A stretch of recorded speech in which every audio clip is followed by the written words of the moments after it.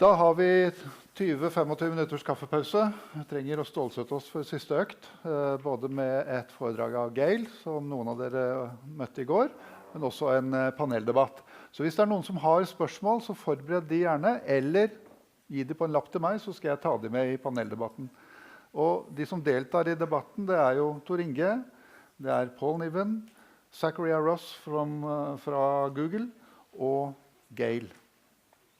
Så her kan dere få svar på et internasjonalt høyt nivå.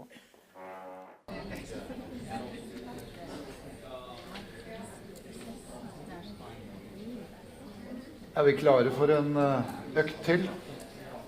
Det er godt. Det er godt. Det begynner å li litt på dagen, så vi skal prøve å skjerpe både budskapet og poengene. I will turn into English due to the fact that the next session is in English. It's kind of fascinating to watch my son more or less seamlessly interface with either the game he plays, the chat tool he's using, or whatever he's using on his computer. It goes in a big speed, and it's no education at all. Everything seems to work. And on the opposite, it's kind of frustrating to discover for myself when a new routine, new process, new system is implemented. I need a lot of time to learn. Meaning that the interplay between the human being and the technology often are overlooked when we implement new tools, new systems, new platforms. So I'm glad to introduce you with 25 years of experience into strategy planning and performance management, our own Chief Business Development Officer and Chief of Solutions Incorporator. Please give a hand for Gail Stout-Perry.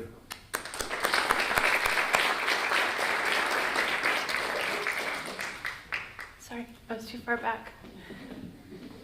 Tarina and I have a running joke. He always tells me I look young, so he just turned around and said, "You look younger than that." Okay. Hi again. All right, the last session of the conference, and there's a panel, right?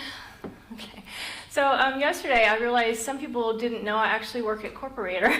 So I am the Chief Strategy Officer at Corporator, and I also am in charge of commercial sales in the US and Canada. So that is my current role.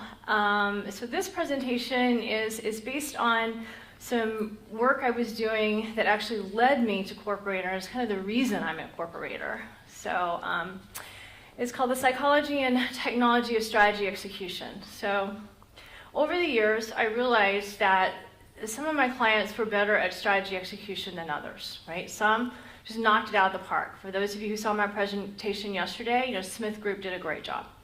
Other clients, maybe not so much. And so that's something I've been looking into, but not just passionately, until about a year ago. About a year and a half ago, I was engaged by NASA, specifically this SNMA, the Safety and Mission Assurance Office, which is basically risk management on steroids. Okay, so they are in charge of risk management for manned space flights. So anytime we send a human up, they're in charge and making sure that the equipment and the humans are protected. And so we were actually doing a strategy to go to Mars, to take a man to Mars. And so we build the strategy, I go back, and I'm doing a checkup, and they looked at me and they said, "This is really difficult, we're really struggling."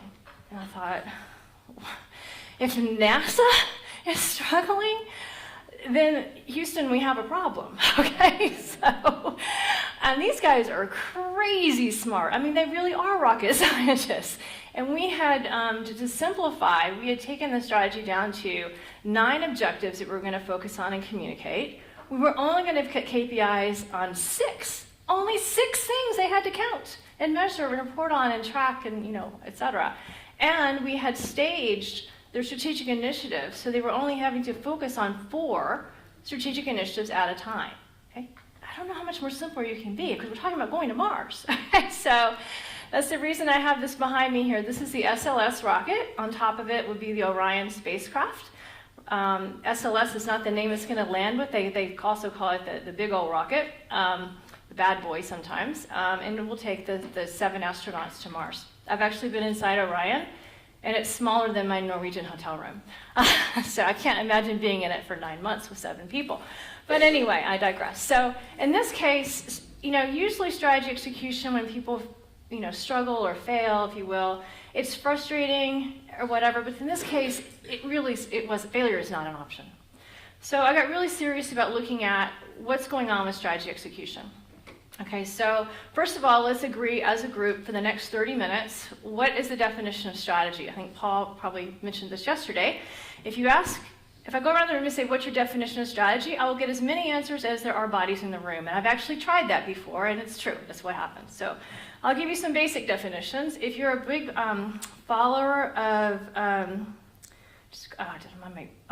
Porter, you'll have 3 definitions. One is you have a differentiation strategy. You're going to differentiate yourself from the competition, which is that strategy profile thing I showed yesterday was one of the tools we used for that. Or you believe in cost leadership, relentlessly driving costs down. Okay, and that's where McKinsey is your favorite consultant because they're really good at this. Or maybe you focus on a focus strategy, which is a different, focusing on a niche market, a niche product, a niche market, very specialized. Or you would say, no, mergers and acquisitions, that is what strategy is all about. And if you want that, then that's Bain, call Bain, okay? And this is my favorite kind of strategy. I believe strategy is transformational. All this other stuff is tactical. So when I do strategy, it's about transforming the organization. And then there's others, like I said, probably 99 more definitions if we went around the room. So for the next half hour, let's just agree on this definition in green here. That strategy means we have a goal of some sort and a plan to get there. Can we agree on that? Yes. Okay, thank you, Tringa. All right. All right, so now we know what the word strategy means. So when we think about strategy execution, I really break things down. Words matter, right? So I thought, well, who or what is actually supposed to be executing strategy? Is it the chief strategy officer? No. So what is the system of things that you're going to use to execute strategy? And so for the rest of the presentation, you'll see these little cogs because I like to apply what's called systems thinking. I believe strategy and strategy execution is actually an integrated system. And when you do systems thinking, there's 3 main components that you look at. You look at the processes and methods. You look at the people, their skills and abilities and how they're applying those. And you look at the tools and technology that's enabling the process and methods and the people. So it's all an interconnected system. Are we good? Have you guys seen this before? You can see the engineer in me coming out again? Yeah, all right. I apologize. So if you look at the field of strategy, you read all the books that are written, watch the YouTubes, go to speeches, you'll see there's a ton of information on processes and methods, that's the blue cog, and the people side, which is the green cog. So I'm going to spend a little bit of time on this slide, so bear with me. Give you a little bit of explanation of all the bullet points, just in case you have not been exposed to some of these topics. And if you want to ask me later, I can point you to some resources. But for processes and methods, we all know you have to have a strategic framework. My favorite is balanced scorecard. Paul's current favorite is OKRs combined with strategy maps, right? Got that right? Yeah, 2SC, I believe you call it. So you need some sort of framework, and there's tons of books and different frameworks out there. Well, you need some sort of objectives and goals that are articulated, okay? And there's all kinds of methods to get to those, no matter what you call them. You need some way to measure progress, and there's books and books and books. You should see my bookshelf is actually organized in these categories with little labels. These are about strategy, these are about frameworks, these are about KPIs and measures. This is all about project management, etc. So measures and KPIs. How do you develop a good measure? How do you use statistics around it? How, et cetera, et cetera. Initiatives. There's a whole field called Portfolio and Project Management, PPM. Another set of books, and you can get certified in this through the Project Management Institute. Process improvement, that's another piece of the strategy framework. So you have your Six Sigma, your leans, etc. You all familiar with this stuff? Okay. Alignment and cascading, more methodologies around that. Again, balanced scorecard is my favorite because you align through the objectives. Paul showed you a way to align through the objectives using OKRs with a faster cadence, and I do like OKRs, and I'll get to those in a little while. There's books and all kinds of documentation on governance. How do you set up an office of strategy management? Who does what? How does it work? Tons of things written about that. And individual performance. Our friends over in the HR department have all kinds of tools, competency models, individual performance plans, individual development plans, and all this can be integrated as processes and methods around strategy. And those of us who consult in this, we live and breathe this stuff. And let's not forget another favorite topic, innovation. You know, Clayton Christensen, all these different writers. I presented some about this yesterday. You know, innovation is typically part of the strategy. Okay? On the people side, there's been tons and tons written on change management. Is everybody familiar with this word, change management? Raise your hand if you've heard it before. Okay. I was actually being interviewed on a television show a couple years ago, and the producer came up afterwards, and she said, "You shouldn't say that." I'm like, "What? Did I say one of the unmentionable words on TV?" And she said, "Change management." I said, "What's wrong with that?" She said, "That's rude. You want to change the management?" I'm like, no. It's a topical area, so it's a field. So change management is some of the things that you do to engage people and get them to go along with the change. And I'll talk on this one a little more deeply in a second. There's all kinds of methods and things you can look at for how to get people to collaborate better, you know, tricks you can use and tips you can use. And let's not forget communication. You know, when we would do our consulting engagements, we would do these huge communication matrices, you know. Who's the audience? What voice? What are the resistance issues? What's the message? What's the timing? What's the channel? You know, you have to say something 7 times in 7 ways before someone even hears you. Or digest it. Let's not forget reward programs, right? Most companies have some sort of reward programs. There's all kinds of techniques around reward programs. It's not always money. You know, people are motivated by different things. So you give me a plane ticket to Ringa and I'm motivated. I love to go places. There's organizational culture. That's another key component of being able to execute strategy. Because there's techniques to evolve your culture, to measure your culture, to look at your culture. Training, that's basic. You know, you have to have training. Train people on how to do the strategy or do the things that are in the strategy, etc. Leadership is a key component. There's all kinds of documentation around leadership. And let's not forget the whole entire field of organizational development. You can get a degree in this. Okay, so we have tons of tools here.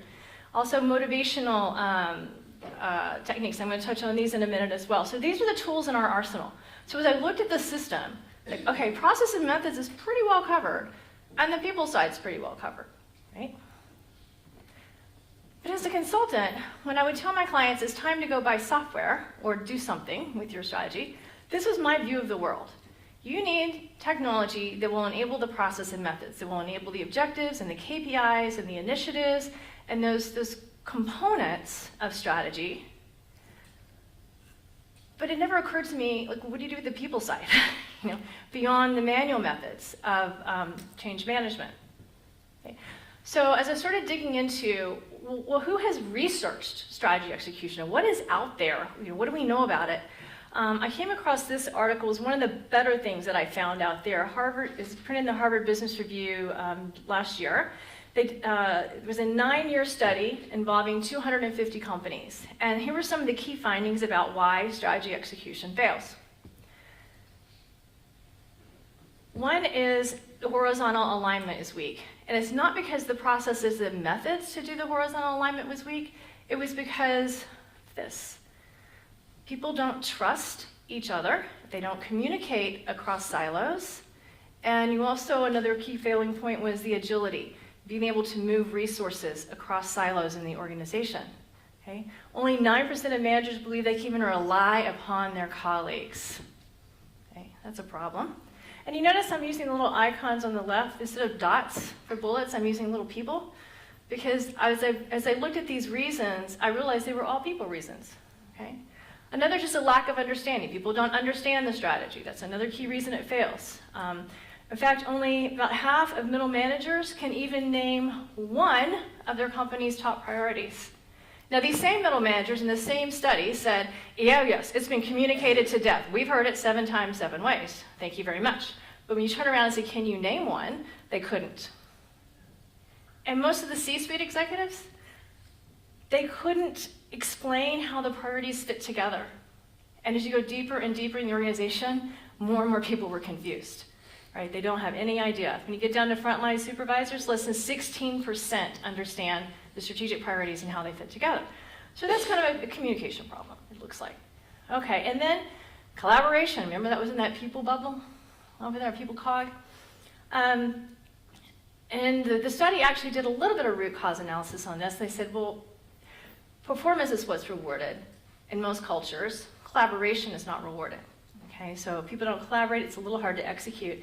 And to be quite frank, at the end of the day, the question I asked before, who or what executes strategy, it's the people on the front line. At the end of the day, it's that 16% who have no idea what's going on who are really executing the strategy. Okay? So it's a people problem. So about the time I figured this out, Harvard validated me with another article in January. And this quote here just slapped me across the head because I was a consultant. It says, the reason strategy execution is often glossed over by even the most astute consultants or regular consultants like me is that it's not a strategy challenge, it's a human behavior challenge, which is why all those years I would be like, yeah, they're struggling a little bit, and you know, they're doing great, but I'm not going to dig into it too deeply. Okay? I do want to touch on, I got 3 slides here on a little bit on change management, because most of my clients were able to execute, and I truly, fully believe it's because we built change management into the processes and methods from the beginning in the framework that we happen to use. Okay? So there's many, many models out there, but there's some common themes. So I pulled up the one that you guys are probably most familiar with, Leading Change by John Kotter. You know, you have to have a sense of urgency. Why is this important? Why are we doing this now? Why do we need this strategy, whatever it is? You have to have the right people behind it, powerful coalition that will help pull everybody along. You have to create a vision of change, a vision of what the future looks like so people can envision it with you. You have to be able to communicate that in a way that they understand and they engage as their hearts and minds. You have to remove the obstacles between them and the thing you're trying to accomplish, whether the obstacles are cultural obstacles or tools or what have you. You've got to create those short-term wins, which is why I do like OKRs, because you have these little incremental steps. You can celebrate, yes, we got one step closer, yes, we got one step closer. That encourages people, and you have to continually build on the change. It's like a flywheel with you're trying to get the thing turning. And of course, you have to anchor whatever change you want in the culture, right? Sounds great in theory and in the book, but harder to do in real life. Here's another model that I particularly use because it's simpler, and I heard change once described as this, and change management. You're doing things this way today, and you're standing here, and you want everybody to come over here. This is the new way, whether it's the new software system or the new strategy or what have you. But unfortunately, between here and there is this big, scary Grand Canyon. And people are afraid they're going to fall into it. And they don't want to go. And so change management, these different things, like the 8 things on the Kotter list, if you will, are like the planks on the bridge that you're building to kind of inch them across. You know? And you've got these handrails on the bridge, because none of us like to do this, all right? And it's called training. And if you have these things in place, it will help. And it's true, it will help, okay? A simpler model, like I said, that I use is just to focus on 4 things. It's about really changing people's hearts and minds, engaging them, engaging their emotions, and training and teaching and communicating really well. The second one is super important. If leadership is not on board, if in terms of they agree to the strategy, they agree to the framework, they want it to be executed, they're going to insist upon things, then you might as well not embark on it at all. So as a consultant, I would go in to talk to the CEO or whoever it was, didn't matter how big the organization, nor how small the project we were doing, to make sure he or she was on board. It's absolutely that critical. And employees, in order to engage the hearts and minds, have to understand the WIFM. What's in it for me? Why should I care? How will this help? And finally, ensure that they have those handrails, the training, and the infrastructure that they need to make the shift and understand the strategy and help you execute it in our case. Okay? The third one I wanted to show you is one that really seems to resonate with most people, so I'm going to put it up here. There's basically 6 things you need to have success for change. One is a vision, actionable strategy, capabilities, incentives, resources, and urgency. Okay? If you don't have that vision lacking, if people don't see the destination, you know, they don't understand where you're trying to take them, They will just be confused because you're just giving them all sorts of objectives and initiatives, but no big picture of what you're trying to accomplish. If you haven't laid out an actionable plan for how to get there, you'll get a bunch of false starts. Has anybody ever been assigned a project and you thought, I got this, and you take off running? And then all of a sudden you change directions because you're told. That's happened to me before. I used to do this when I worked at Lockheed Martin itself for 3 years, 9 months, and 13 days. The culture and I didn't exactly fit, but they would hand me something to work on and I'd take off running, and that's where I'd get whiplash because we changed directions, right?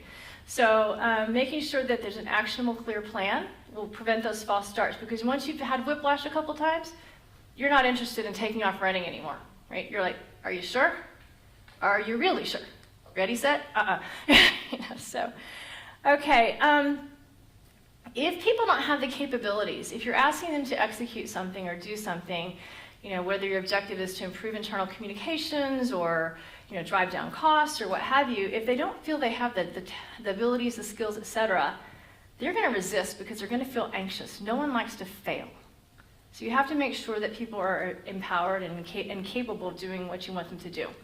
And if they don't have the right incentives, what's in it for me, they're going to just kind of resist, because it's a lot easier to come to work and do the same old thing I've been doing day after day than to make these changes. Change is hard. We don't like change. Okay? If you don't give them the proper resources, go do this. Here's your initiative. Here's your project. Go do it. I want you to implement a CRM system, but I don't give you extra budget, and I don't give you people, and you're going to have to do it in your spare time. You're going to have frustration. How am I supposed to get all this done? And then if there's no sense of urgency, so going back to Cotter's model, if there's not, why do we need to do this? Are we going to go bankrupt? Is the competition going to overtake us? What's going on? You just get apathy, like, who cares? It's another thing management wants us to do, whatever. 5 o'clock is coming soon. Okay?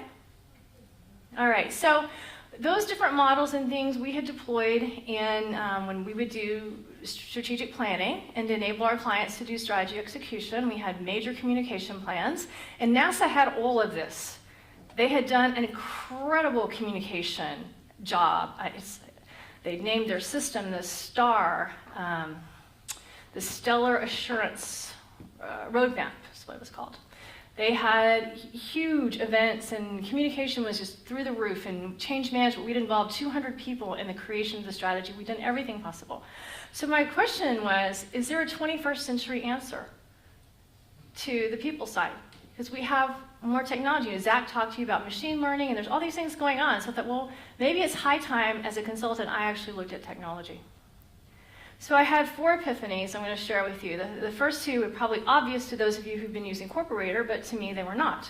Because I would tell my clients, Excel, PowerPoint, whatever. It's quarterly reports, who cares?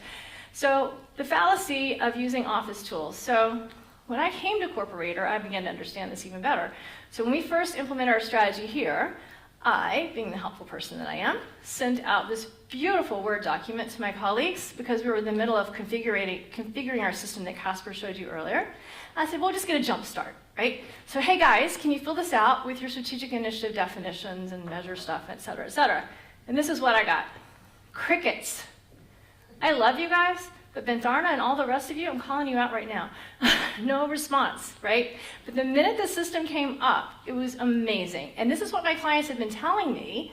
I just didn't understand because I wasn't living it. Okay?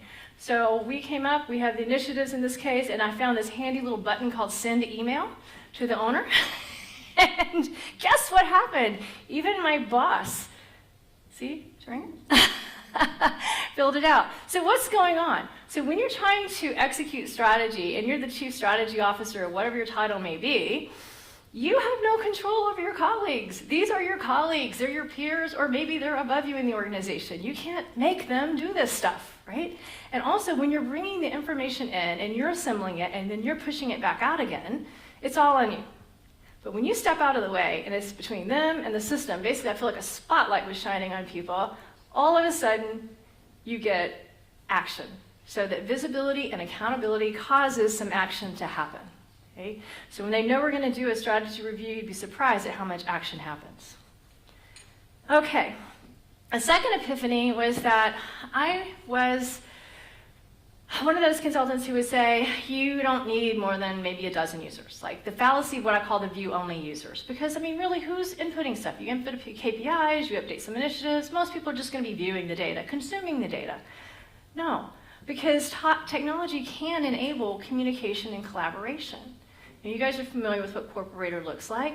Being able to go in and have dialogue around performance and around initiatives and hold people accountable this way is amazing. It's amazing what that can do for bringing the strategy to life. You know, when we do our reviews in the US on strategy, we do them about every 2 or 3 weeks. I have people just go in and fill things out. And we don't even have to have meetings sometimes because we can collaborate virtually and get on about our work versus spending our time meeting and talking. All right, so that's great. My clients probably already knew all this. I didn't. So how did I end up here? Okay, so I did some little bit of digging deeper. I wanted to understand the psychology of motivation itself. Like, what's going on that motivates people to execute strategy? And so one of my favorite authors on this, if you're not familiar with him, Daniel Pink, he does a great job of looking at just reams of research, original research and documents and writings and years of research and pulling it together in a very consumable way for a business user like me. And so what the studies have shown us over the years is people are motivated by a biological need. Well, as much as I'd like it to be this way, strategy is not biological for people. It's not a life and death thing usually, so that doesn't work. Rewards and punishment we were already very aware of, right? We were building in rewards. We already talked about that was in the green cog. We build in rewards. All of that stuff, rewarding people. OKRs is another way of doing that. This third one's what got my attention. The joy of the task is its own reward. When people are happy doing something, then they want to do more of it. And there are studies that actually show if you reward someone, they actually will stop doing it or stop enjoying it as much. Okay? So it's like, what's going on there? So there's 3 things that drive that. One is the idea of autonomy, the urge to direct ourselves, the ability to decide for ourselves what we're going to do. And this is how I met Paul and came into the OKR realm. Because in OKRs, as you've learned over the last 2 days, you're setting your own goals. Your team is setting your own goals, right? And that's why it works so well. The idea of purpose, doing something bigger than just ourselves. So with OKRs, one of the things you're doing is you're looking at the larger goals of the organization. But there's another branch of this that I won't go into a lot of detail on, but if you're interested, I'll probably butcher his last name, Jim Stengel, S-T-E-N-G-E-L, wrote a book called Grow, in which he looked at organizations that have a social purpose. And if you have a social purpose, you're actually more likely to succeed or be more successful than your competitors in the same industry. People like to tie into that higher purpose. And then the third one, the mastery. People like to get better at doing things. They like to get better at doing things. So why do you have a hobby? Why do you or your spouse play golf incessantly? You're just hitting a little ball around because you like to get better. That's why we do these things. Okay, so epiphany number 3 was, okay, now here's an area that technology can actually enable through the concept of gamification. Are you guys familiar with this? This is how I ended up meeting Syringa. So if you take concepts like OKRs or something where you have a fast cadence, you can actually use technology to turn it into a game, if you will. And so why does that work? Well, now I need to go into neuroscience and psychology. So here we go. You ready? Anybody heard of dopamine? It's a neurotransmitter. So when something fires, it sends out a little surge of, I don't know what, because I'm not a brain scientist, right? It's called a neurotransmitter called dopamine. And do you guys remember that game Pokemon Go? Okay, people were crazy for that. Why? Dopamine. Whenever you catch a Pokemon, whenever you get a badge, whenever you go up a level, whenever you get a reward, a little dopamine's released. And dopamine makes you feel good. And we like to feel good. So for some of us, eating chocolate releases dopamine. For some, cheese, my daughter. For some, love. But dopamine, it makes us feel good. And you want to do more. And that's where addiction comes from, because you want to feel good again and again. The other neurotransmitter is called serotonin. And serotonin is released when you have a memory of a success. And this is where games get us a lot, because when you go into your game, you get to see what? I got the Pokemon, I got the badges, I'm on this level, I feel happy. So serotonin actually makes you feel happy. More serotonin, you feel happier. So now we've got dopamine, I feel good, and serotonin, I feel happy. So that's why it's addictive. All right, so what does this have to do with strategy? How can you apply this? It's called the Sawyer Effect. It's actually, I didn't make this up, it's actually out there. It's where you're turning work into play. So the Sawyer Effect, the name Sawyer comes from an American writer, Samuel Clemens, Mark Twain, wrote a book about this kid, Tom Sawyer. You guys familiar with the story? The whitewashing of the fence, I'm seeing some heads nodding. Yes, and he turned it, it was horrible work. Has anybody ever had to paint a fence? Because I've done it once. It is the most dreadful, monotonous, exhausting motion, right? But somehow he convinced his friends that this was a privilege, and they actually ended up paying him, money and marbles and whatever else they had for the privilege of whitewashing the fence, okay? So I'm not trying to actually trick people, but if you take something like an OKR, or something that's a rapid cadence, it's an individual something, like a task or an objective or a key result, and you gamify it, where people are earning rewards, earning badges, or maybe even competing against different groups, now work has turned into play, and it's fun. And when you do that in the realm of strategy, you've enabled strategy execution, more so than the traditional change management. And then my fourth epiphany, and this is the ultimate reason why I came to Corporator, is that strategy up until this point to me and to my clients had been kind of a side of the desk reporting activity once a quarter. And Zach mentioned you wait till the last minute and then you do all your stuff at the end, right? So it was like, okay, end of the quarter again, let's spend a day or two working on strategy stuff and report it out. You can actually build strategy into the daily cadence of the operations. Okay, so and I've shown, and I'm not going to go over this because you guys are Corporator users, you know how this works, but the idea of all these silos, if you will, can all be in a single system and be integrated. And so when Casper has this business review meeting, it's the same system I'm using for the strategy. And so everything is starting to become integrated even at Corporator. And the idea that you can do this is amazing. So when I've shown this to other strategy consultants, one of them actually said the words, "You have finally found the Holy Grail." We've been trying to create these processes and methods to integrate everything, but it's actually technology that's going to enable that in the end. So at the end of the day, this is the research, like I said, I started on. Now I'm a Corporator. I'm still looking into this, but this is all I have figured out thus far. So the question, you can connect both the process elements and methods, which I already knew, but you can also start to enable the people elements, and I cannot wait to see what's to come. Technology is changing so rapidly with the machine learning and various things. I cannot wait to see what else is possible to enable strategy execution. Okay. So that's all I know for now. Thank you for your attention. I'm not going to ask if you have questions.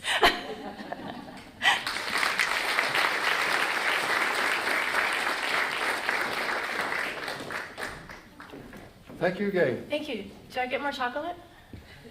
No. Okay. See, dopamine, okay?